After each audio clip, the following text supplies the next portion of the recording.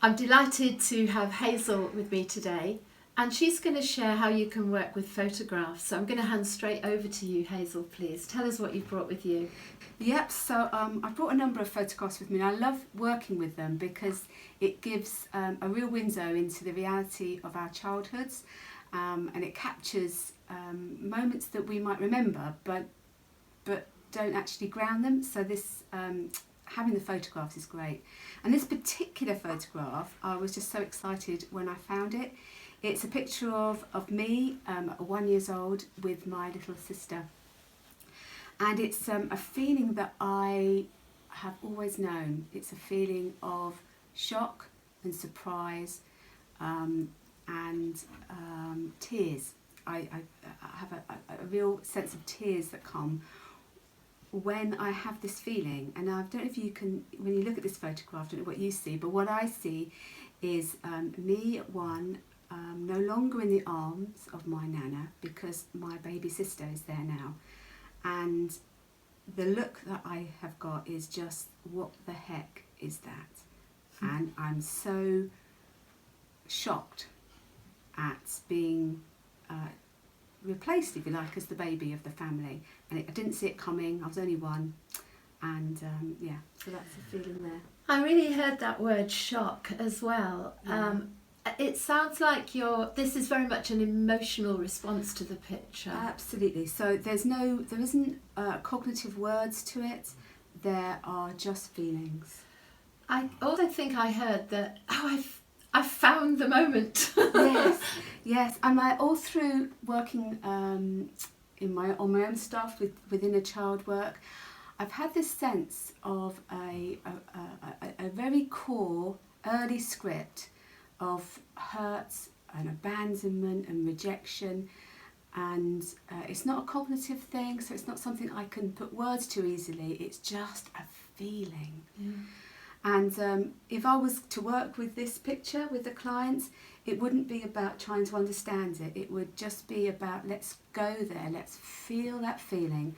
I would encourage them to close their eyes, get in tune with their body and stay with it, the immediacy of the feeling that comes with it. Hazel, I guess that would be great as we are today face to face, because I'd be here physically with you. Do you think this could work online as well?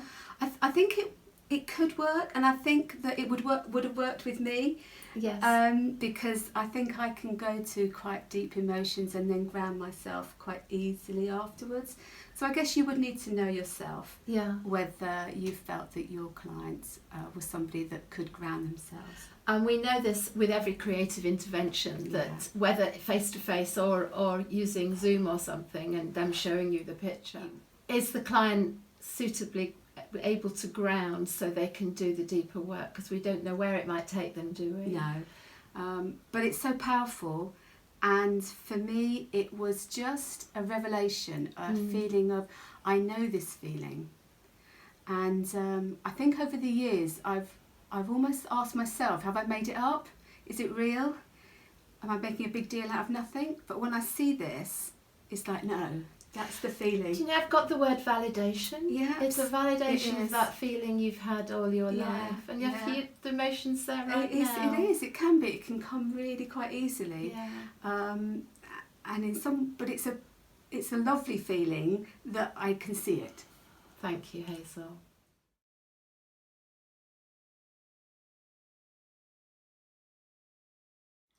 Hazel's brought another picture with her this time, and you're a little bit older in this picture. I am. How would you work with this one? Yeah. So yes, I'm a little bit older here. I'm not sure how old actually. Maybe, I don't know, 10, something like that. Maybe a little younger. And it's a picture of me with my mum here and my 3 sisters and my cousin. And the picture again represents me when I can see emotion on my face. I can see that I'm quite withdrawn, quite closed off. And I can imagine, because I remember feeling it a number of times, that I was upset and hurt and perhaps even angry, but not able to show it or express it. So You've obviously worked with this picture, and thank you so much for being able to share how you worked with it. What did you do this time? Okay, so this time I used it in a more Gestalt way and put some speech bubbles to the different characters, and I guess the first thing I would put on, and again because this is actually, although I've printed this out, it's not a precious photograph, so I feel like I can. You've kept the original safe. Kept the original safe, so it feels that I can, I can draw. But there's me here, and I'm saying, please notice me. Please notice me. Yeah.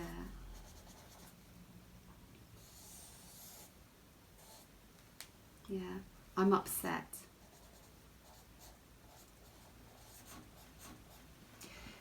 Even in that small act of writing, giving her a voice, how does it feel to give her a voice that she couldn't have at the time?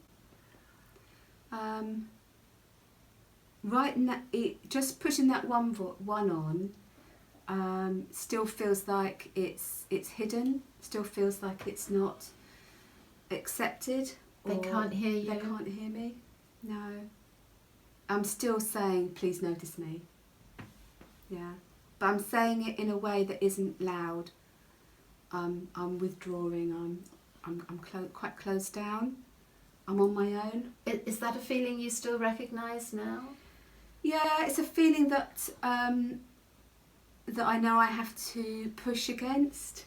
That when I can be hurt or upset or angry, that I have a tendency to withdraw, and I have to push through it to focus, to vocalise it. Yeah. And I think that the summing up of, if I was going to, to give a title to it, it would be about being alone, and a bit on the edge. I think I've put myself on the edge. Interesting. So maybe even alone on the edge. Yeah. So the feeling title captures the essence of the picture. This is what it's about, and that can be so helpful for the counsellor to enter the world of the client at that point with the feeling title. I think as an adult now, I recognise that I've put myself on the edge. Okay. But as a child, I felt pushed, or I felt like I didn't have a choice. You didn't have a choice? No, that there wasn't room. Oh, that's an interesting phrase, isn't it? There is no room for me. Yeah, there's it's busy. There's no room, and I think the key people in this picture are my mum, and I think the speech bubble for my mum is I've got enough problems. Wow.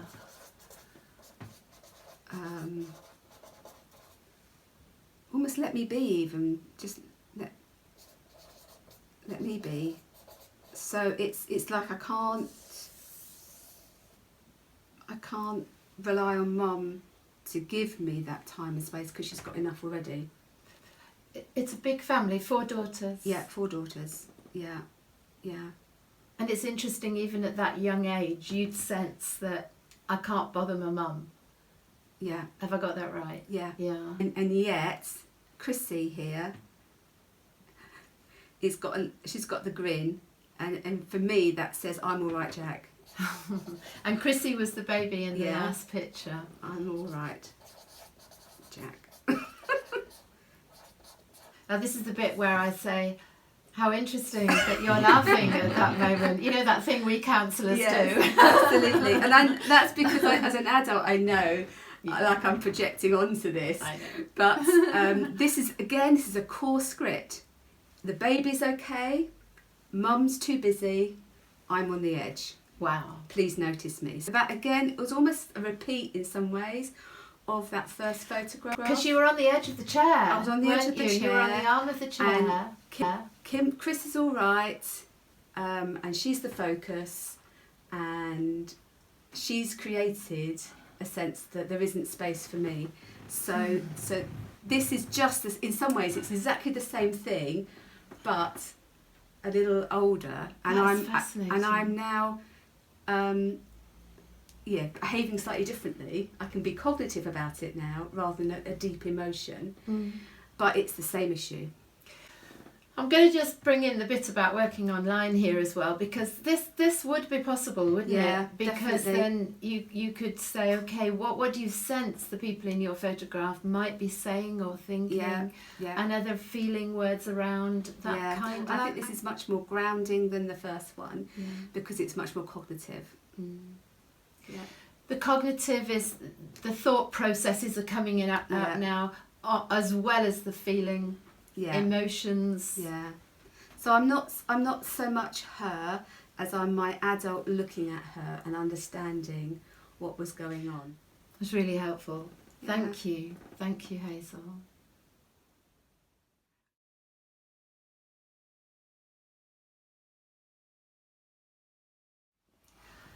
This is the third picture that Hazel has for us. What are we doing this time, Hazel? Okay, this time we are going on an adventure with younger me. So here I am, probably about 4 or 5, I think, maybe that sort of age. And this is about stepping into the photograph and writing a story with your inner child. Well, what happens next? Wow, so you are going to take her on an adventure? Yeah. Or she's going to go on I think she's going to go. I think she might gonna take me on an She adventure. much better. Much better. Yes.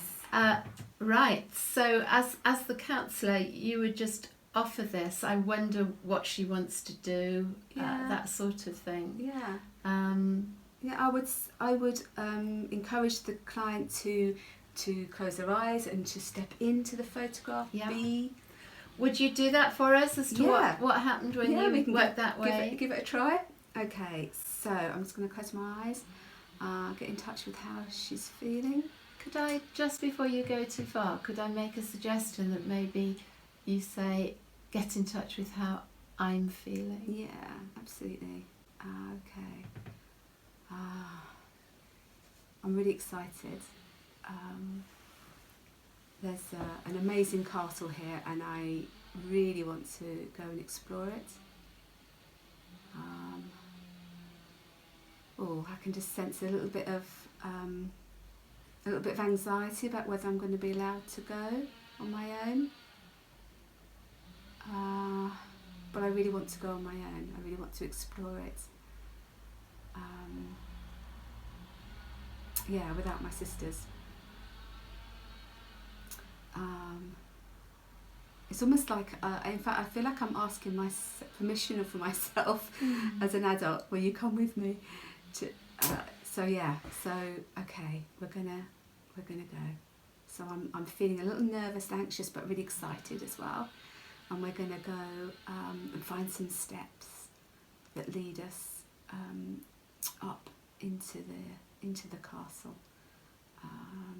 And I'm really excited about going on my own and doing this kind of being adventurous, being the ability to experience something new and exciting.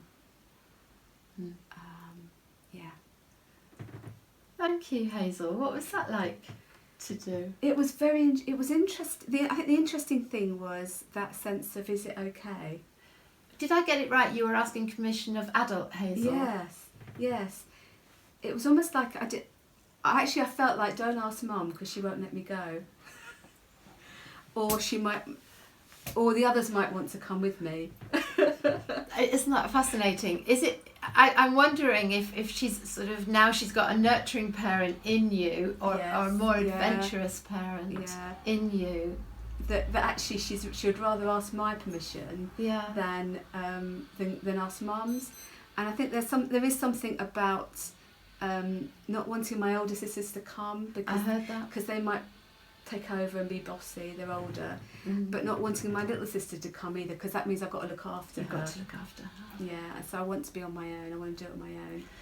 And obviously, if we had longer, I'm sure she would have a lot more to explore and enjoy. But I really recognise this kind of adventurous kind of leader, if you like, wanting to be out front leading, doing something new and exciting. Yeah. I recognise this aspect of me, and I know that when I don't have that in my life, it's sad. I need to recapture that. That's fascinating. Yeah. Do you think clients would find this? You've obviously worked with it with clients. Do they tend to find it easy or difficult? Do you need to be able to imagine? Yeah, you do need a little bit of imagination, but also what I love about this particular intervention is that you're not asking them to go back into a difficult thing. Sometimes counselling is all about the trauma, all about the pain, and this is about exploring and finding their resourceful selves, their positive selves, and what can they do.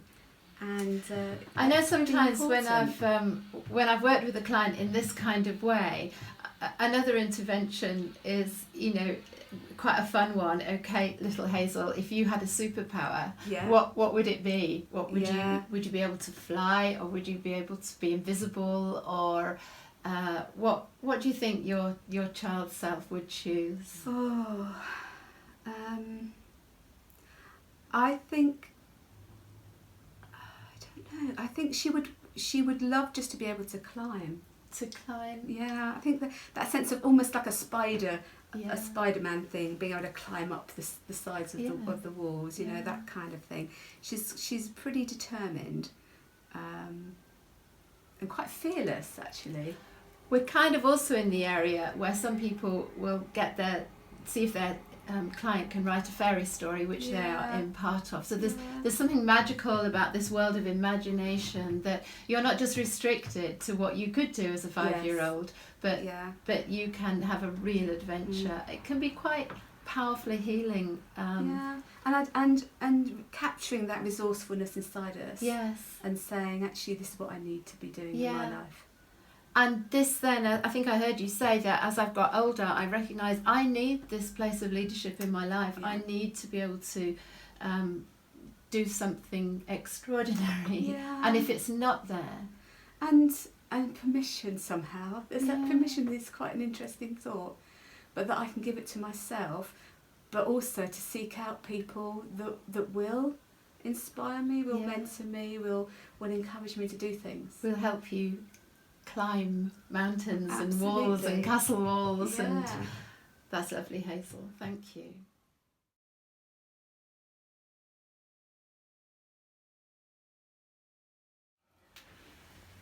Hazel, I can see that's a picture of quite a young you.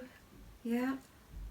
What are you going to do with this picture this time? Okay, so this time I'm going to try and have a conversation with her, a little bit of a dialogue. Just to see what it is that she wants to tell me, what she wants to say to me. Okay. And so I'm going to start with a very simple, hello Hazel. It's interesting that sometimes when you put the word hello in having a dialogue with your child self, that it's a different name that you had when you were little. And that can be, sometimes I will say to the client, just write hello and see what name comes to you, because that can be quite emotional, or just bring back a connection with the child self as what you were called a pet name or something like that. It's just a thought. So I'm just asking her if there is something that she would like to say.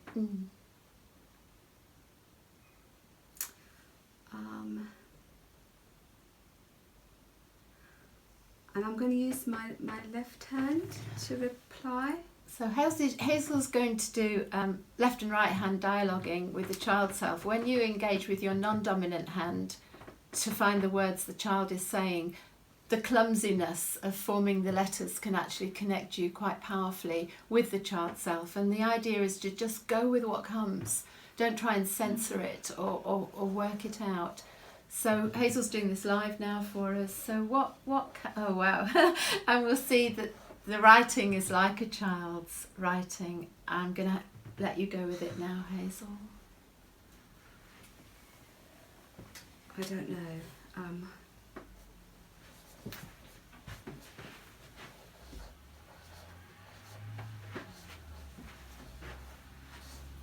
will you listen? Does that surprise you?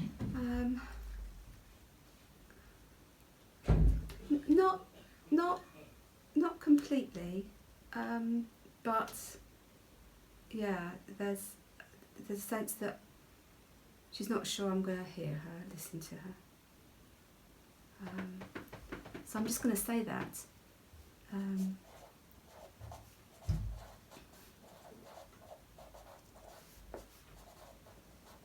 not sure I will listen to you.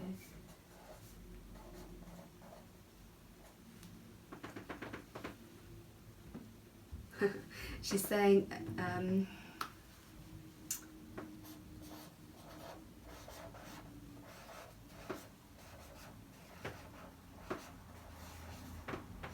do you have time?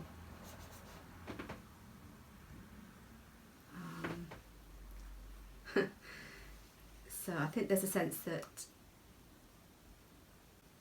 she needs me to give her undivided time, and she gets a sense that actually this is going to be rushed.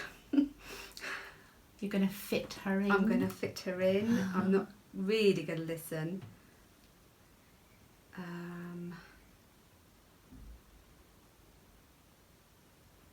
I don't really have time for her. Yeah, do I have time? And I feel sad about that. So I'm feeling I'm sad that you feel there isn't time for you.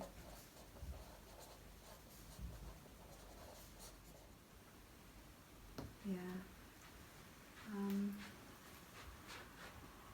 Yeah, and actually it's interesting because in this moment in time we're doing this as a recording, and I can't honestly say to her right now that I do have time to listen to her, because we're busy. We're busy. We're not really doing this, are we?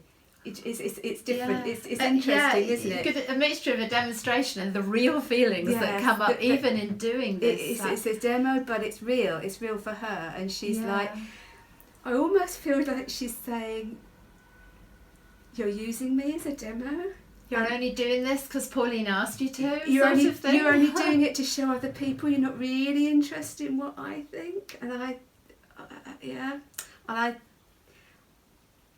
I'm going to I'll make time for you. Oh, I think I'll make time. So we'll do this again when... so that's a promise that's been witnessed by many people, Hazel. I promise that I'll make some time to really listen to her, because, yeah. Perfect. Yeah. It's interesting, even when we do these demonstrations, the feelings will come up. The child self longs to be heard, longs to speak with us, and there's something about make time for me, which is very poignant, very powerful, and we often go so fast in life that we don't make time to engage with a child who is full of adventures as well. She wants to have fun and do special things with you, the adult. So a massive thank you to Hazel. Really, really grateful for what you've shared with us today, and I hope you found it interesting.